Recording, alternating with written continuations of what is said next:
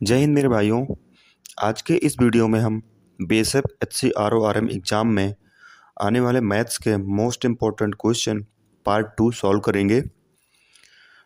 Time waste ना करके start करेंगे। हम अब क्वेश्चन को सिर्फ देखना नहीं है, खुद भी सॉल्व करना है, ताकि हम एग्ज़ाम में निडर होकर किसी भी क्वेश्चन को हम सॉल्व कर सकें। पहला क्वेश्चन है हमारा, tan theta equal to -3/4 and theta lies in the second coordinate, then sine theta is equal to. tan theta का वैल्यू दे रखी है हमें और थीटा दूसरे चतुर्थांश में लाई करता है, तो हमें साइन थीटा की वैल्यू फाइंड करनी है। मान लो ये हमारा ये क्या कोऑर्डिनेट्स बने हुए हैं, ये हमारा फर्स्ट, ये सेकेंड, ये थर्ड और ये फोर्थ। तो थीटा हमारा कहाँ सेकेंड में लाई कर रहा है, और सेकेंड कोऑर्डिनेट्स में हमें पता है क्या थीटा की वैल्यू क्या, साइन की और कॉसेक की। साइन और कॉसेक की ही वैल्यू पॉजिटिव होती है, बाकी सबकी निगेटिव होती है। तो tan थीटा की वैल्यू हमें जो दे रखी है, ऑब्वियसली ये सेकेंड कोऑर्डिनेट्स में अगर लाई करती है तो इसकी वैल्यू ऑब्वियसली नेगेटिव ही होगी। यहाँ पे अगर एक हम राइट एंगल ट्रायंगल बनाएं, ड्रॉ करें, ये राइट एंगल ट्रायंगल हमारा हो गया। तो यहाँ पे tan थीटा हमारा क्या होता है, लंब बटा आधार। तो लंब हमारा कितना दे रखा है 3, आधार कितना दे रखा है हमारा 4। ठीक है, तो हमारा हाइपोटेनस कितना हो जाएगा, हाइपोटेनस अगर ये ए है, ये बी है, ये सी है, तो पाइथागोरस प्रमेय से क्या हो जाएगा, A C square equal to B C square plus A B square. यही तो होता है पाइथागोरस प्रमेय। तो यहाँ पे क्या 3 का स्क्वायर प्लस 4 का स्क्वायर, मतलब ये कितना, 3 तो 9, 4 चौक 16, 16 9 25। तो यहाँ से हमें ए सी की वैल्यू कितनी आ जाएगी 5। तो हमें ये जो हमारा हाइपोटेनस है, ये कर्ण हमारा 5 आ गया। ठीक है, यहाँ पे हमें निकालना क्या है, साइन थीटा। साइन थीटा हमारा क्या होता है, लंब बटा कर्ण होता है। लंब हमारा क्या है 3, कर्ण हमारा क्या है 5। चूँकि ये क्वेश्चन दे रखा है थीटा सेकेंड कोऑर्डिनेट्स पे लाई करता है, तो सेकेंड कोऑर्डिनेट्स पे साइन थीटा की वैल्यू तो ऑब्वियसली पॉजिटिव ही होगी। तो हमारा आंसर क्या हो जाएगा, 3/5 ही हमारा आंसर हो जाएगा, जो कि सी पार्ट सही है। नेक्स्ट क्वेश्चन है हमारा, एक गुणोत्तर श्रेणी में 10वां पद 9 है और चौथा पद 4 है, तो उसका 7वां पद क्या होगा। इन या GP 10th term in is 9 and 4th term is 4, then its 7th term will be. ठीक है, तो हमें जीपी में पता होना चाहिए कि nth टर्म का फार्मूला क्या होता है। इन जीपी nth टर्म क्या होता है formula, A N equal to A R की पावर n-1। यहाँ पे ए क्या होता है फर्स्ट टर्म, एंड यहाँ पे आर क्या होता है हमारा कॉमन रेशियो। ये सबको पता ही होगा। ठीक है, तो यहाँ पे क्या 10वां पद हमारा क्या दे रखा है 9। तो यहाँ पे हम देखें A 10th equal to A R की पावर n-1, मतलब कि 10-1। तो 10वां पद हमारा दे कितना रखा है, इसकी वैल्यू दे रखी है 9 इक्वल टू ए आर की पावर यहाँ पे 9 हो जाएगा। इसको हम पहला इक्वेशन मान लेते हैं। ठीक है, अब हमारा आगे क्या दे रखा है क्वेश्चन है, चौथा पद 4 है, तो A 4 equal to A into R की पावर 4-1। तो चौथा पद दे कितना रखा है 4, इसकी वैल्यू कितनी दे रखी है 4 equal to A into R की पावर 3। इस इक्वेशन को हम क्या मान लेते हैं, 2 मान लेते हैं। ठीक है, अब हम यहाँ पे क्या करेंगे,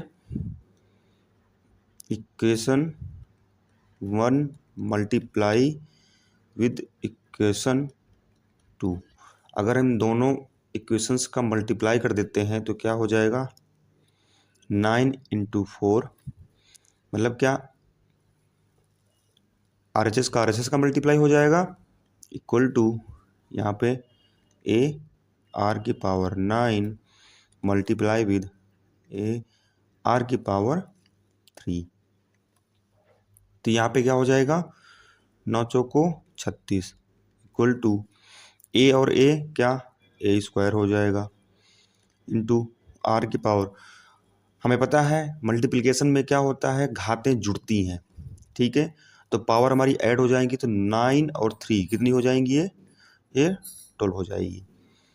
अब इसको हम क्या लिख सकते हैं, 36 को हम क्या 6 का स्क्वायर लिख सकते हैं, तो जी हाँ बिल्कुल लिख सकते हैं, इक्वल टू यहाँ पे ए इंटू आर की पावर 6 और ये हो स्क्वायर। क्या इसको हम ए इंटू आर की पावर 6 का होल स्क्वायर लिख सकते हैं, इस टर्म को बिल्कुल लिख सकते हैं। क्यों, अगर इसका ओपन करेंगे यहाँ पे तो ये क्या ए स्क्वायर हो जाएगा और आर की पावर 6 का मल्टीप्लाई 2 में होगा तो आर की पावर 12 बन जाएगी, ठीक है। तो यहाँ से हम हमारा क्या होगा, ये हम स्क्वायर रूट दोनों के हट जाएंगे, तो 6 equal to A into R की पावर 6 बचेगा, ठीक है। ये अगर हम ये यहाँ पे हमारा ये फाइंड हुआ। क्वेश्चन में पूछ कर रखा था मैं 7वां पद, अगर हम यहाँ पे 7th टर्म देखें तो क्या होगा, A 7th equal to A R की पावर 7 माइनस 1, तो ए आर की पावर 6। अब ए आर की पावर 6 ये अगर हम इसको इक्वेशन 3 मान लें तो ए आर की पावर 6 की वैल्यू कितनी दे रखी है, हमने निकाली, हमने 6, तो यहाँ पे हम 6 रख देंगे, तो हमारा 7वां पद का वैल्यू कितनी आ जाएगी, 6। यही हमारा क्या आंसर हो जाएगा, हमारा बी पार्ट इस क्वेश्चन का सही है। ये तो मैंने पूरा डिटेल समझाया है, बट हमें एग्जाम में तो ऐसा नहीं करना, सीधा वैल्यू निकालनी है। तो ए आर की पावर 6 क्या, जब ऑब्वियसली हमारा ए आर की पावर n-1 होता है, तो अगर हमें 7वां पद निकालना है तो ए आर n-1 होता है, तो ऑब्वियसली 6 हो जाएगा उसका पावर। तो हमें ए आर की पावर 6 मतलब क्या है, ये 7वां पद की वैल्यू ही हमने निकाली थी। नेक्स्ट क्वेश्चन है, find the value of K for which the roots are real and equal in the equation. Equation हमारी दे रखी है के plus 1 x square minus 2 K minus 1 X plus 1 equal to 0। K का वह मान ज्ञात करना है हमें जिसके लिए ये इक्वेशन में इसके मूल जो है वास्तविक और बराबर हैं। तो हमारा अगर ये जो पॉलिनोमियल इक्वेशन दे रखी है, द्विघात समीकरण दे रखा है, अगर इसके मूल वास्तविक और बराबर हैं तो ये कंडीशन क्या होती है, अगर इस इक्वेशंस के मूल बराबर व वास्तविक हैं तो इनका जो डिस्क्रिमिनेंट होता है, डिस्क्रिमिनेंट ये क्या होगा, डी, जो डिस्क्रिमिनेंट डी होता है ये इज 0। ये क्या होगा, हमारा 0 होगा, जिसे हम डिस्क्रिमिनेंट फार्मूला क्या होता है, D equal to B square minus 4ac। मतलब क्या, डिस्क्रिमिनेंट 0 हो जाएगा, तो 0 बराबर क्या हो जाएगा, 0 बराबर क्या है, इसको हम ऐसे लिख लेंगे, B square minus 4ac equal to 0। अब ये हमारा जो इक्वेशन दे रखा है क्या, के plus 1 x square minus 2 K minus 1 X plus 1 equal to 0। तो इसमें हमारा ये क्या, ये हमारा ए, अगर इसको हम इस इक्वेशन से कंपेयर कर दें, A X square minus B X A X square plus B X plus C equal to 0। अगर इस इक्वेशन से हमें इसके कंपेयर करें तो ए की वैल्यू हमें कितनी फाइंड हो जाएगी यहाँ से, के प्लस वन। बी की वैल्यू हमें कितनी फाइंड हो जाएगी यहाँ से, टू के माइनस वन। और सी की वैल्यू हमें कितनी मिल जाएगी यहाँ से, सी की वैल्यू ओनली वन मिल जाएगी। ठीक है, तो यहाँ से अगर हम बी स्क्वायर माइनस फोर ए सी ए अगर इसमें हम पुट करेंगे वैल्यू, तो हमारा यहाँ पे क्या आ जाएगा, यहाँ पे लाइन ड्रॉ कर लेंगे। बी की वैल्यू क्या है, माइनस टू, तो ये माइनस टू के माइनस वन का होल स्क्वायर माइनस फोर। ए की वैल्यू कितनी है, के प्लस वन। सी की वैल्यू कितनी है, वन, इक्वल टू जीरो। इसको सिंप्लीफाई करेंगे तो क्या, दो का स्क्वायर चार, यहाँ के माइनस वन का whole square minus four K plus one equal to zero. तो यहाँ से क्या हो जाएगा, इसको ओपन कर लेंगे तो four K square plus one minus two के। इस minus four K plus one को उधर ले जाएंगे तो क्या हो जाएगा, इक्वल टू फोर, फोर को मल्टीप्लाई अंदर करा देंगे तो फोर के प्लस फोर। इसको ओपन करेंगे तो four K square plus four minus eight K equal to four K plus four. ये प्लस में फोर है, ये प्लस में फोर है, दोनों कैंसिल हो जाएंगे। तो हमारा ये इधर माइनस एट के है, उधर जाएगा तो प्लस में हो जाएगा, तो four K square equal to minus eight K और प्लस फिर फोर के कितना बना देगा, ट्वेल्व के। तो ये स्क्वायर के से के कट जाएगा, तो यहाँ फोर के इक्वल टू ट्वेल्व। तो यहाँ से हमें के की वैल्यू कितनी आ जाएगी, 12/4, मतलब के का वैल्यू 3। यहाँ से हमें के की वैल्यू कितनी फाइंड हो गई, 3। तो हमारा एक क्या 3। तो यहाँ पे क्या है, के की वैल्यू यहाँ पे 3 आ गई। तो यहाँ पे जब भी हमारा ये डिस्क्रिमिनेंट जीरो होता है तो के की वैल्यू हमारी एक तो 3 आई है और दूसरी वैल्यू हमारी के की क्या हो जाएगी, 0। दो वैल्यू हमारी के की आएंगी, 3 तो हमने निकाला यहाँ से, और 0 और ये होती ही होती है। तो यहाँ पे हमारा ऑप्शन क्या, 3 और 0, ए और बी पार्ट में है, तो बोथ ए एंड बी। ये ध्यान रखना है कि 0 तो होगी ही होगी, और के की वैल्यू यहाँ से हमने सिंप्लीफाई करके निकाली है 3। तो 3 एंड 0 ये दोनों हमारी इस इक्वेशन की मूल हो जाएंगे। नेक्स्ट क्वेश्चन है, ये क्वेश्चन हमारा इंटीग्रेशन से है। द वैल्यू ऑफ इंटीग्रेशन 0 से pi by two D x by one plus ten cube x is. ये इंटीग्रेशन से क्वेश्चन पक्का एग्जाम में आना ही आना है, और ऐसा ही कुछ क्वेश्चन आएगा। हो सकता है कुछ वैल्यू चेंज हो, बट क्वेश्चन ऐसा ही आएगा। तो यहाँ पे हम इसको मान लेते हैं आई इक्वल टू, लिमिट क्या है, 0 से pi by two D x upon one plus ten cube x. इसको हम इक्वेशन 1 मान लेते हैं। हमारी एक प्रॉपर्टी होती है जिसे हम क्या, किंग्स प्रॉपर्टी के नाम से जानते हैं, और ये तुम्हें याद करनी ही पड़ेगी सब लोगों को। क्या है कि अगर लिमिट 0 से a और यहाँ पे कोई integration F X D X दे रखा है, तो ये क्या हो जाता है, 0 से a लिमिट रहेगी और F A minus x D x हो जाता है ये। तो यहाँ से हम जब किंग्स प्रॉपर्टी इसमें अप्लाई करेंगे तो क्या हो जाएगा, अगेन आई इक्वल टू, यहाँ 0 से pi by two D x one plus ten cube, और एक्स की हम क्या हो जाएगा, pi by two minus x हो जाएगा। इसको सॉल्व करेंगे तो क्या हो जाएगा, लिमिट 0 से pi by two D X upon one plus ten, यहाँ पे क्या, ten pi by two minus theta, क्या हो जाएगा, ये कॉट थीटा हो जाएगा। पाई बाई टू मतलब क्या, 90, ten 90 minus theta first quadrant में आएगा। फर्स्ट क्वाड्रेंट में सारे पॉजिटिव होते हैं और चेंज भी होते हैं, तो टेन क्या कॉट में चेंज होगा, तो यहाँ पे ten pi by two minus theta क्या हो जाएगा, कॉट थीटा हो जाएगा। तो ये क्या कॉट क्यूब एक्स हो जाएगा। अगेन देखेंगे I equal to limit 0 to π/2 dx 1 plus, अब कॉट क्यूब एक्स को क्या लिख सकते हैं 1/tan क्यूब एक्स लिख सकते हैं, बिल्कुल लिख सकते हैं। अगेन सिंप्लीफाई करेंगे 0 to π/2 dx tan cube x अगर एलसीएम ले लेंगे तो यहाँ पे क्या हो जाएगा ये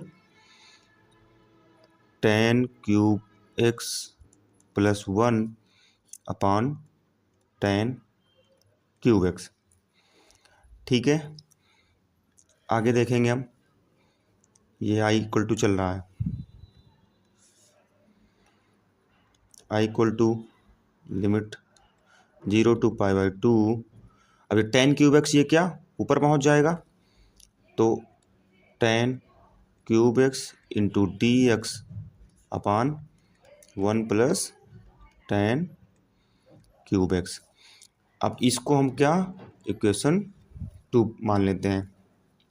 यहाँ पे क्या करेंगे, आगे इक्वेशन 1 प्लस इक्वेशन 2, दोनों इक्वेशन को अगर ऐड करेंगे हम तो क्या हो जाएगा, यहाँ पे आई ये है और आई ये है, तो आई आई क्या हो जाएगा 2i बना देगा।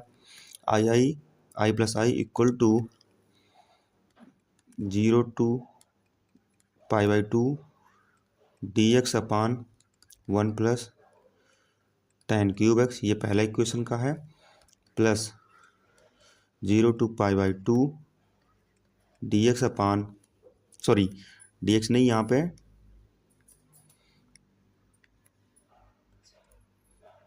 tan क्यूब एक्स dx है और अपान 1 प्लस tan क्यूब एक्स। तो यहाँ क्या ऊपर पर ऐड हो जाएगा, तो क्या हो जाएगा यहाँ पे लिमिट 0 से π/2, तो यहाँ पे ये 1 है, 1 इंटू, तो 1 plus tan cube x into D x और अपान में 1 प्लस tan क्यूब एक्स, ये दोनों में कॉमन है ही है, ये हो जाएगा। तो ये क्या 1 प्लस tan क्यूब एक्स और अपान में भी 1 प्लस tan क्यूब एक्स, दोनों क्या हो जाएंगे कैंसिल हो जाएंगे। तो यहाँ पे फाइनली क्या हो जाएगा, यहाँ पे 2i हो जाएगा, आई जुड़ के, तो 2i इक्वल टू लिमिट 0 से π/2 1 इंटू डी एक्स। अब 1 इंटू अगर कांस्टेंट वैल्यू का हमारा इंटीग्रेशन क्या होता है x होता है, ओनली x, तो यहाँ पे कांस्टेंट वैल्यू है तो ये x और लिमिट हमारी π/2 से 0 से π/2 एच डी रहेंगी। तो क्या 2i इक्वल टू, अब हमें लिमिट अप्लाई करेंगे तो क्या हो जाएगा, एक बार अपर लिमिट π/2 और एक माइनस एक बार लोअर लिमिट 0, तो यहाँ से क्या हो जाएगा ये π/2 ही ओनली हो जाएगा। तो यहाँ पे अगर हम देखते हैं छोटा सा इतनी जगह बच रखी है ये, तो यहाँ पे 2i इक्वल टू π/2 आ गया, तो i इक्वल टू क्या हो जाएगा ये 2, फिर अपॉन में चला जाएगा मल्टीप्लाई हो जाएगा, तो π/4, यही हमारा क्या हो जाएगा आंसर हो जाएगा। तो हमारा इंटीग्रेशन की वैल्यू क्या हो π/4, इसमें ऑप्शन ये डी ऑप्शन हमारा सही हो जाएगा।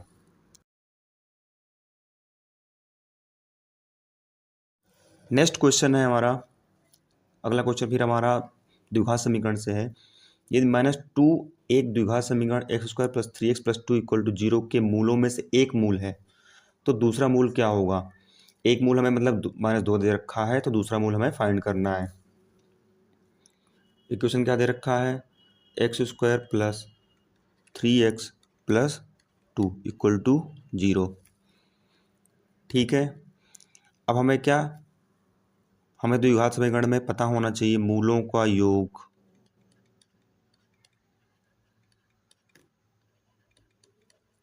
मतलब क्या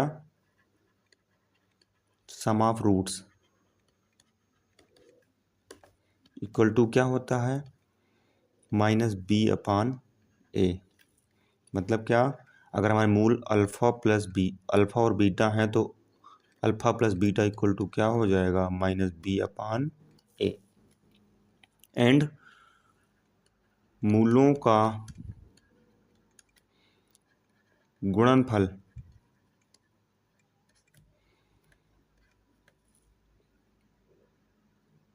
अगर मूल अल्फा और बीटा है तो alpha into beta equal to क्या हो जाएगा, ये क्या होता है, सी अपान ए। ये दो फार्मूले हमें पता ही होने चाहिए। यहाँ से हम देखते हैं कि अगर हमारा एक मूल अल्फा -2 मान लिया अगर हमने, प्लस बीटा हमें नहीं पता है, बीटा हमें निकालना है, इक्वल टू माइनस बी, मतलब यहाँ पे अगर इस इक्वेशन को अगर हम ax² plus bx plus C equal to 0 से कंपेयर करें तो यहाँ पे a की वैल्यू कितनी आ जाएगी 1, b की वैल्यू कितनी आ जाएगी, यहाँ पे b की वैल्यू 3 और c की वैल्यू कितनी आ जाएगी 2। तो हमें ये मूलों को योग क्या, alpha plus beta equal to minus B upon होता है, तो माइनस बी की वैल्यू कितनी है -3, तो -3 अपान ए की वैल्यू कितनी 1, तो -2 प्लस बीटा इक्वल टू -3, तो बीटा इक्वल टू ये क्या हो, -2 उधर जाएगा तो प्लस में हो जाएगा, तो -3 + 2, तो यहाँ से हमें बीटा की वैल्यू कितनी आ जाएगी -1। तो हमारा दूसरा मूल क्या हो जाएगा -1, बी पार्ट हमारा सही हो जाएगा। अगर हम इस मूलों गुणनफल जो हमारा अल्फा इंटू बीटा बराबर सी अपान ए है, अगर इसमें भी रखेंगे तब भी हमारा सेम ही वैल्यू आएगी। रख के पुट करके देख लेते हैं, alpha into beta equal to C upon A है, अल्फा की वैल्यू कितनी है, पहला मूल हमने -2 मान रखा है, तो -2 इंटू बीटा इक्वल टू सी की वैल्यू क्या है 2 और ए की वैल्यू 1, तो बीटा इक्वल टू क्या -2 उधर जाएगा तो 2 और ये -2 है, सॉरी माइनस तो हमने पहले लगा दिया था, तो क्या 2 से 2 कैंसिल हो जाएगा, तो बीटा की वैल्यू यहाँ से भी -1 ही आएगी। तो आप एक मूल हमें दे रखा है तो उसकी वैल्यू हम चाहे मूलों का सम ऑफ रूट्स में इसमें रख दें फार्मूले में, चाहे तो मूलों गुणनफल alpha into beta upon equal to C upon A इसमें रख दें, दोनों में वैल्यू हमारी क्या दूसरे मूल की सेम ही आएगी। यहाँ से हमारे बी पार्ट सही हो गया है, बहुत अच्छा क्वेश्चन था। नेक्स्ट क्वेश्चन है, if 2 dice are thrown what is the probability of getting the same digit on both dice. ये 2 पासे फेंके जाते हैं तो दोनों पासों में समान अंक आने की प्रायिकता क्या होगी। अभी मैंने लास्ट क्वेश्चन करवाया है प्रोबेबिलिटी से, वैसा ही कुछ मिलता जुलता क्वेश्चन ये भी है कि अगर 2 पासे फेंके जाते हैं एक साथ तो दोनों में सेम नंबर आना चाहिए, सेम डिजिट। अगर इसमें मान लो 2 आए तो इसमें भी 2 आए, अगर इसमें भी 6 आए तो इसमें भी 6 आए, तो इसकी प्रोबेबिलिटी क्या होगी, ये इस क्वेश्चन में पूछा गया है।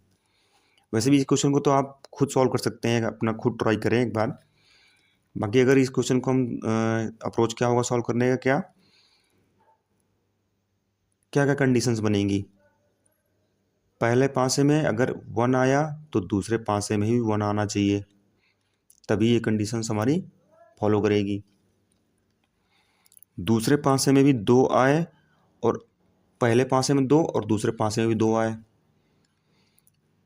तीसरी कंडीशन क्या होगी, पहले पासे में 3 आए तो दूसरे पासे में भी 3 आए। अगली कंडीशन क्या होगी, पहले पासे में 4 आए तो दूसरे पासे में भी 4 आए। नेक्स्ट कंडीशन क्या होगी, पहले पासे में 5 आए तो दूसरे पासे में 5 आए। और ये अगली कंडीशन क्या होगी, 6 पहले पासे में आए, 6 दूसरे पासे में आए।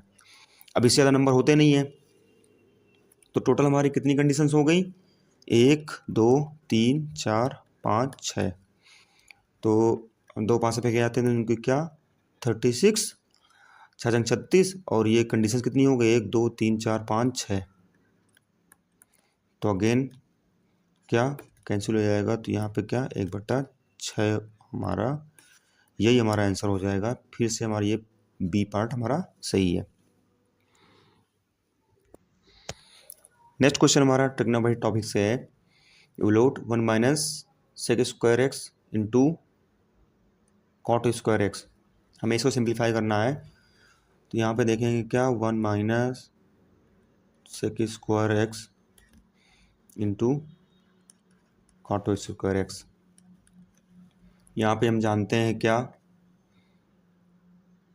सेक square X minus tan square X equal to 1 होता है। ये सभी लोग जानते होंगे।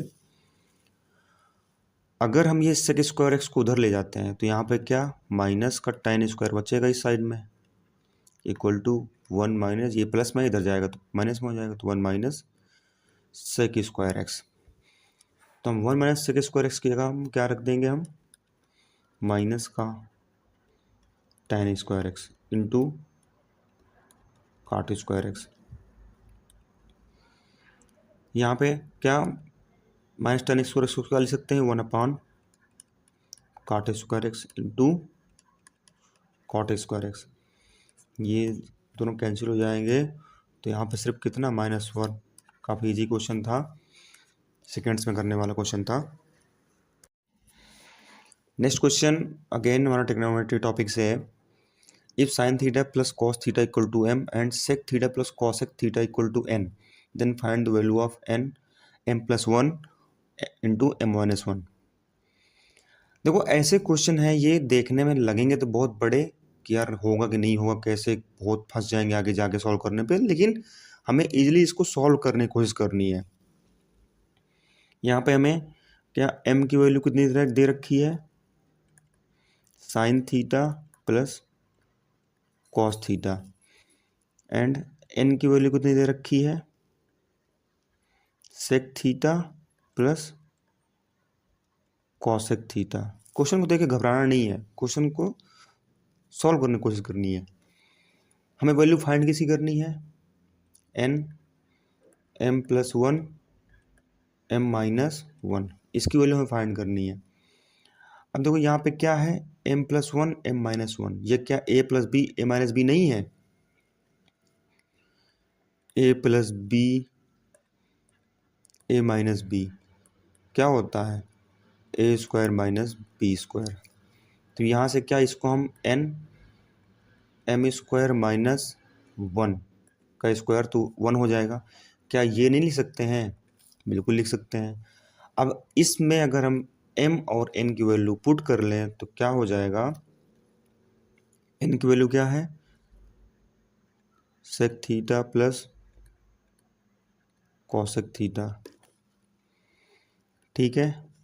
और यहाँ पे m स्क्वायर, तो m की वैल्यू क्या है, sine theta plus cos theta का स्क्वायर -1। सिंप्लीफाई करेंगे तो ये क्या, इसको हम 1 अपॉन कॉस थीटा लिख सकते हैं, प्लस कॉसेक थीटा को 1 अपॉन साइन थीटा लिख सकते हैं, ठीक है। दूसरे ब्रैकेट में इसको ओपन करेंगे तो क्या हो जाएगा, sign square theta plus cos square theta plus 2 sine theta cos theta -1। ये हमारे दूसरे ब्रैकेट में हो जाएगा। यहाँ पे साइन थीटा और कॉस थीटा का एलसीएम आ जाएगा, तो sine theta into cos theta LCM हो गया, तो ऊपर क्या हो जाएगा, sine theta plus cos theta. हमें sine square theta plus cos square theta की वैल्यू क्या पता है, 1 होती है। 1 + 2 sine theta into cos theta -1, +1 -1 cancel, तो यहाँ पे क्या हो गया, बच्चा हमारा sine theta plus cos theta upon sign theta into cos theta, multiply with यहाँ पे क्या 2 sine theta into cos theta, सिर्फ यही बचा। यहाँ से क्या sine theta cos theta, sine theta cos theta cancel हो जाएगा। फाइनली हमें क्या बचा, 2 ब्रैकेट में sign theta plus cos theta. अब ये हमारा sine theta plus cos theta किसके इक्वल है, m के। तो यहाँ से क्या हम इसकी वैल्यू, इसकी जगह में m लिख सकते हैं, बिल्कुल लिख सकते हैं। तो यहाँ से क्या 2m, तो हमारा फाइनली क्या 2m हमारा आंसर हो जाएगा।